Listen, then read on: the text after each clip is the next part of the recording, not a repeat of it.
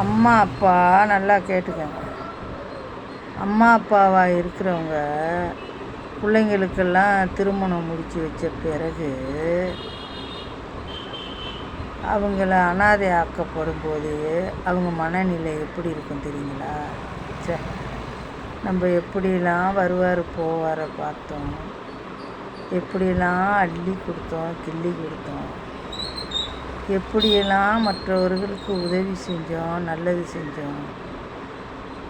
அப்படியெல்லாம் செஞ்ச நம்ம இன்றைக்கி நாம் என்னான்னு கேட்கக்கூட நாதி இல்லாத அளவுக்கு அனாதையாக்கப்பட்டுட்டோமே அப்படின்னு சொல்லி தாங்க மன அழுத்தமாகி, அந்த மன அழுத்தமாகப்பட்டது மனநிலையவே பாதிக்க செய்யும். அப்போ அது பாதிக்க செஞ்ச பிறகு என்ன ஆகுதுன்னு கேட்டிங்கன்னா, அப்போ தான் அவங்க வீட்டை விட்டு வெளியில் கிளம்புறது.